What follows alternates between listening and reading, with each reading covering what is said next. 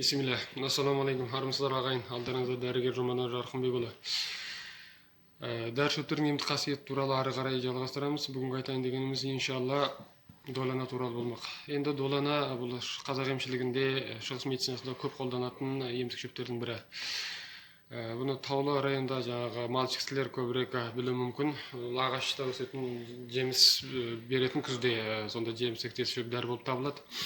Көбінесе күз мезгілінде жеміс пысқаннан кейін үзіп алып, кептіріп, турап, содан кейін кептіріп, құрғақ күйде сақталынады. Енді мысалы бұл екі түрге бөлінеді долана. Біреуі жабайы долана, мысалы таулы райондарда өсетін, тағы біреуі қолда өсірілген. Енді таулы районда көбінесе сырт сары, басы жағы бұжыр болып, біраз жаңағындай анардың басына ұқсайды, бірақ жеміс кішкене. Ал қолда өсірілгенде қызыл болады, сыртында жағындай шыбарлары болады. Екеуінде де солай негізі шыбар болады сыртында. Енді бұл емдік қасиеті көбінесе ас қорытуға көмектесу, ұйыған қанды ыдырату сияқты емдік мақсаттарда қолданылады. Соның ішінде әртүрлі әсіресе еттен болған азықтықтарды көбірек тұтынып қойған жағдайда ас жиналып топталу, іш кебу, іш ауыру, жүрек ауыру, сонымен қатар әйел кісілерде болатын етеккірдің бұзылуы, одан кейін босанғаннан кейінгі ласканың денеден толық тарап шықпауы сияқты ауруларға көбірек қолданылады. Енді ал долананың құрамына келетін болсақ, долананың құрамында көбінесе әртүрлі минерал элементтер, витаминдер көп болады. Содан кейін актив заттар да көбірек болады. Айтар болсақ, кальций, фосфор, темір, одан витамин В2, витамин С. Соның ішінде кальцийдің мөлшері 85 миллиграмм. Ал бұл мөлшер барлық жеміс-жидектердің ішінде ең жоғары. Яғни доланада кальцийдің мөлшері ең көп болып табылады. Ал витамин С болса, екінші орында тұрады жеміс-жидектердің ішінде. Бұдан көбірегі чылан, қызыл чылан болып табылады. Сонымен қатар жаңағындай флавоноидтер деген сияқты активті элементтер де бар, активті қосылыс заттар. Бұл құрамдар жаңағы жүректің қанның айналысын күшейту, жүрек қызметін жақсарту, қан тамырлар жұмсарту, қандағы құрамдарды, артықлас құрамдарды тазарту деген сияқты емдік қасиеттері бар. Енді долананы пайдаланғанда мысалға дизентерияға, әртүрлі іш ауруға мысалға үй жағдайында ем жасауға болады. Доланадан 30 грамм қызыл шекер деген болады, одан бір 10 грамм немесе 15 грамм аралығында алып, екеуін араластырып, жағындай сорпа қылып, қайнатып суға дизентерияға берсе, дизентерияға тез әсер етеді.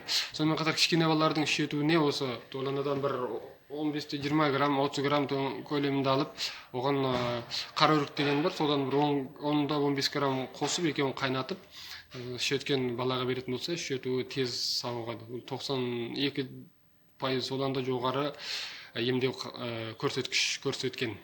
Яғни өте тез жақсы әсер ететін емдердің бірі бұл. Ал енді жоғарыда айтқанымыздай бұл долана жаңағындай қан тамырды тазалайды, қан тамырды жұмсартады дедік. Соның ішінде кальций құрам болғандықтан мысалға жаңағы зат алмасудың жақсаруына, жүректің қан тамырлардың соғым қызметін текшейді. Соның нәтижесінде жоғары қан қысымды ретке салады.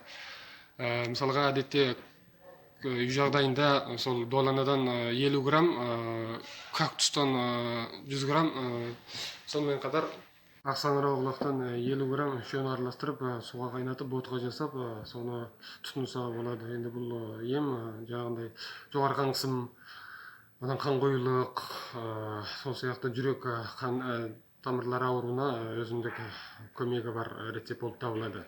Сонымен қатар долана мен алмұртты араластырып, әрқайсынан 30-50 грамм, сонымен 2 қасық, 2-3 қасық ақ шекер қосып, араластырып, суға қайнатып, соны ішетін болса да, арықтауға көмектеседі, денедегі артық майды таратады. Одан кейін терінің жаңағындай